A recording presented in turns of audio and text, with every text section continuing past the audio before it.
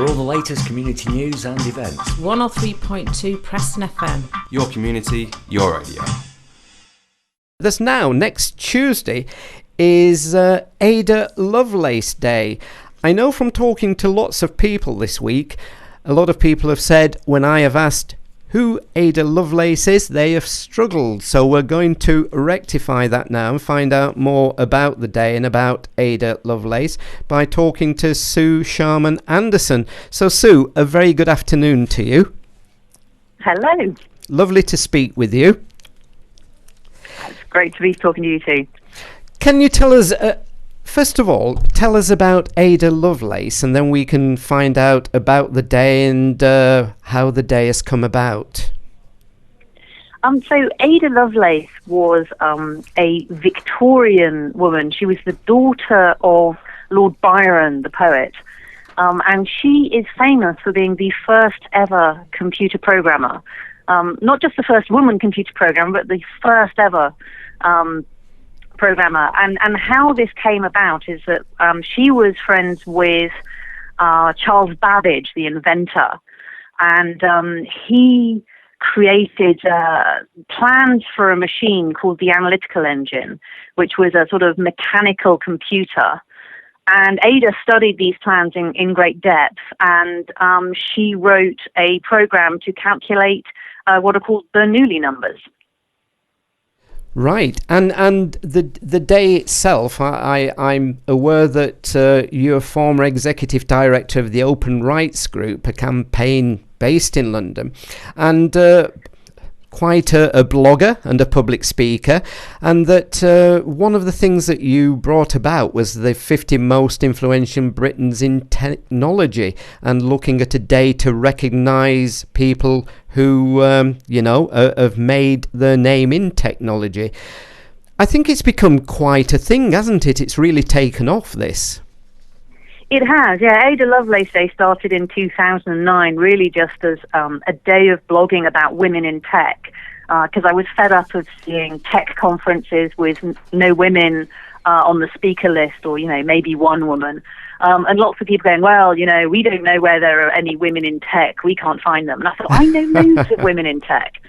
And I thought, what we need is to raise the profile of women who are working in technology, and that very rapidly expanded into women in science, technology, engineering, and maths. And here we are, sort of 6 years later, and we have a big event at the Royal Institution this year. We partner with a different organisation each year, and we have over 50 local events worldwide, including Australia, America, across Europe, and across the UK. So there are events in Manchester and Liverpool, as well as in London and elsewhere in the UK. So would I be right in thinking that women are finally getting that recognition in technological fields? I think it's starting to happen, yes. I think we are now getting to a point where women like Marissa Mayer, who's the CEO of Yahoo, is now pretty much a household name.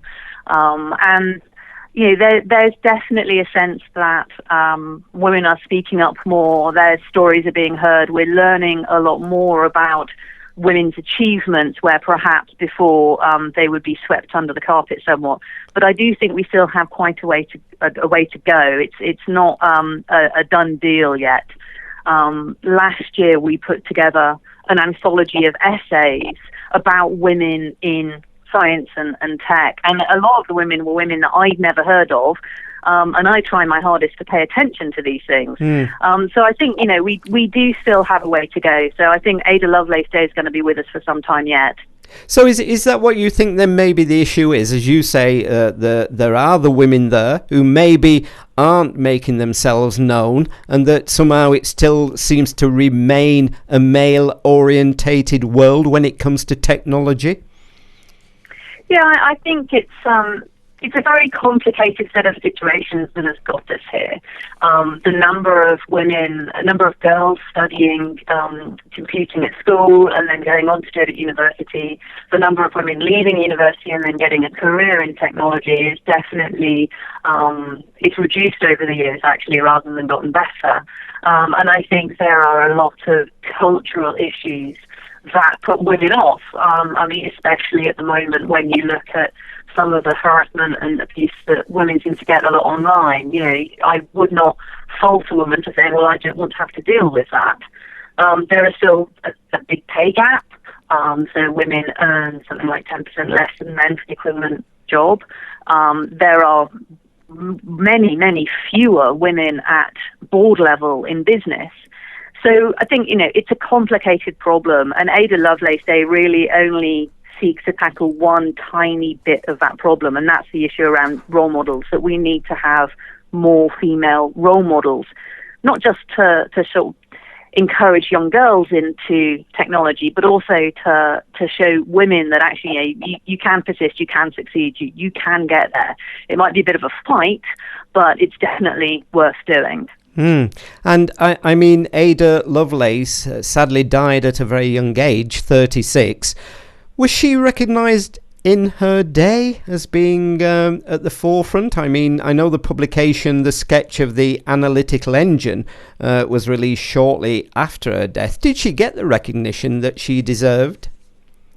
No, I don't think she did. And that's for a few reasons. I mean, you know, the era that Ada grew up in was one where mental strength and physical strength were thought to be related. So, you know, they honestly believed that if a woman taxed her brain, it would be you know, damaging for her health. And Ada did suffer from poor health.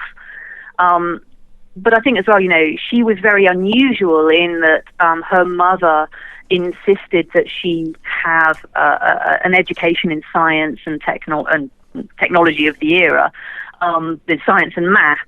And in part, this was because, you know, Byron, you know, the typical mad, bad, and dangerous to know rebel poet, was an influence that Ada's mother really wanted to make sure didn't exert any power over Ada.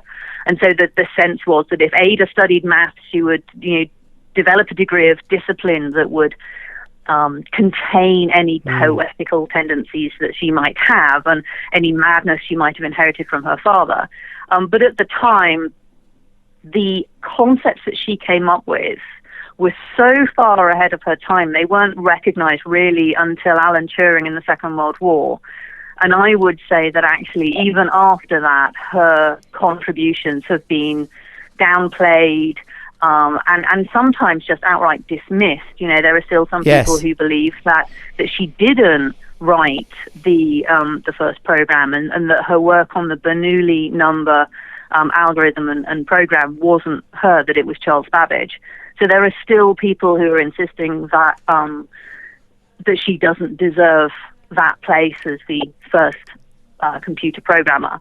But I think, you know, the evidence that we have, you know, certainly leads me to believe that actually that claim is correct and that she did write the majority of that program. And I take it that you're still getting the many blogs that you still get when looking towards Ada Lovelace Day from people around the world? It's quite interesting, actually. In 2009, I think blogging was still quite a phenomenon, and we had nearly 4,000 people sort of sign up to pledge their support for Ada Lovelace Day, and we had about 1,000 blog posts that people sent to us.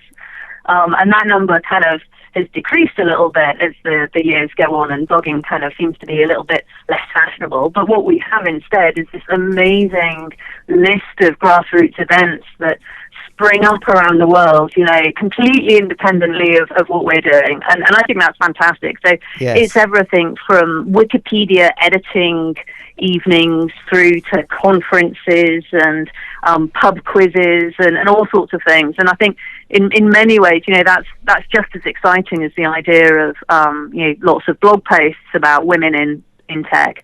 You know, the fact that people are getting out there, getting together, they're talking about the issues, they're discussing the women that inspire them, and every year it just seems to be growing under its own steam now, which is kind of amazing, given that I never thought it would last more than 1 year, to be honest. Yes, I can understand. It must be lovely to see the things that are now happening worldwide. Is there a web page that our listeners could turn to find out more?